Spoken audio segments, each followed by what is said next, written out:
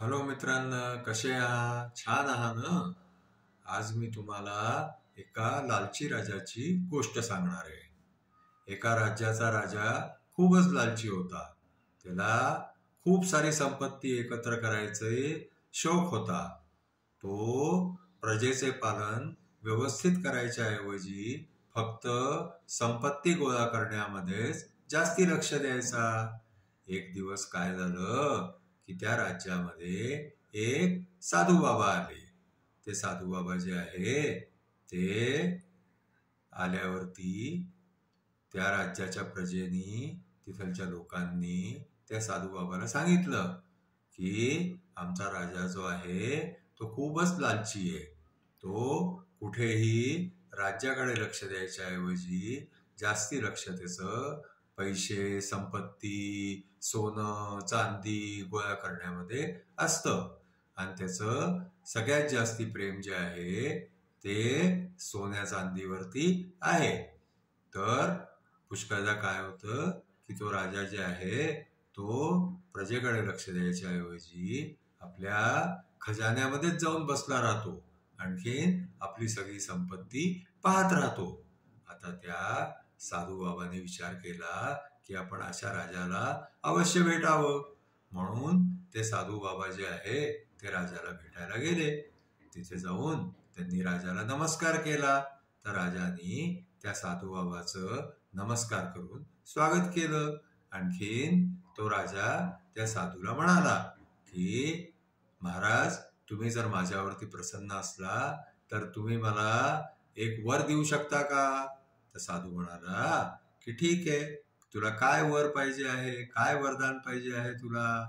तर तो म्हणायला लागला की मी ज्याही वस्तूला हात लावेन ती वस्तू सोन्याची होऊन जायला पाहिजे. आता तो साधू बाबा जो आहे तो विचार करायला लागला की याला हे वरदान देऊ की नको देऊ. पण मग त्यांनी विचार केला की आता राजा मागतोय तर आपण ह्याला हे वरदान देऊनच देऊ. म्हणून त्यांनी म्हटलं तथास्तु.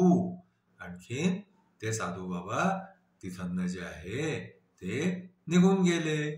थोड्या वेळाने राजाने जे आहे आपल्या खुर्चीला हात लावला तर ती खुर्ची सोन्याची होऊन गेली. मग जे आहे त्यांनी आपल्या पलंगाला हात लावला तर पलंग सोन्याचा होऊन गेला. आता काय, तू जिथे हात लावे ती वस्तू सोन्याची होऊन जाय. असं होता होता होता दुपार झाली. दुपारी काय झालं की त्या राजाला आता भूक लागली. त्यांनी आपल्या सेवकांना सांगितलं की माझ्यासाठी तुम्ही जेवण आणा, मला भूक लागलेली आहे. म्हणून तो आपल्या जेवणाच्या टेबलावर जाऊन बसला. सेवक धावले. त्यांनी त्याच्यासाठी जे आहे ते तिथे सगळं जेवण लावलं. राजाने जेवायसाठी जसं त्या जेवणाला हात लावला तसं ते जेवण सगळं सोन्याचं होऊन गेलं. तेवढ्यामध्ये काय झालं की तिकडनं त्या राजाची मुलगी बाबा बाबा करत धावत आली. आणखीन राजाच्या गळ्यात पडली. राजाने जसं त्या मुलीला हात लावला तसं ती मुलगी जी आहे ती सोन्याची होऊन गेली.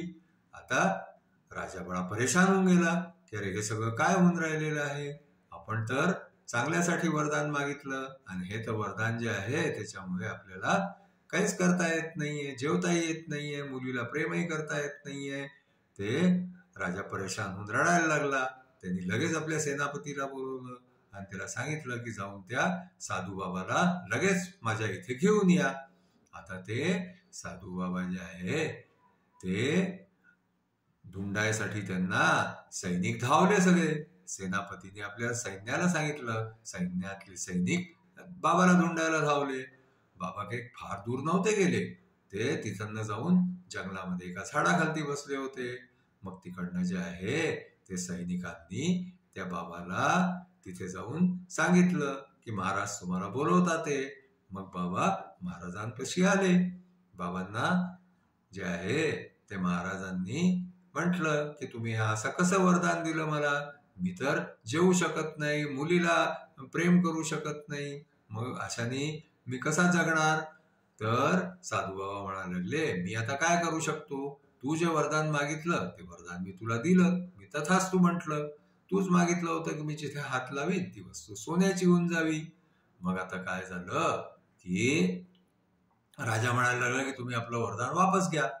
तर साधू बाबा म्हणायला लागले की मी तर नाही वापस घेऊ शकत, पण म्हणे हा मी एका शर्त वरती वापस घेऊ शकतो की तू जे आहे ते आपली सगळी लालच सोडून आपला सगळा पैसा आपल्या प्रजेवरती खर्च करशील, आपल्या राज्याला जे आहे ते त्याचा विकास करशील, आणखीन सगळ्यांवरती जे आहे ते तुझ्यापाशी जितकेही पैसे येतील तितके सगळे पैसे खर्च करशील. तर राजा त्या गोष्टीला तयार झाला.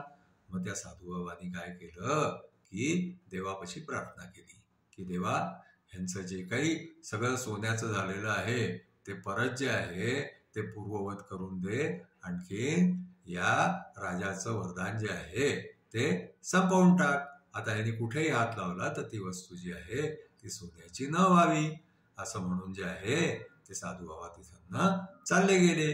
नंतर राजाने सहज आपल्या जवळच्या खुर्चीला हात लावून पाहिला, पण ती काही आता सोन्याची झाली नाही.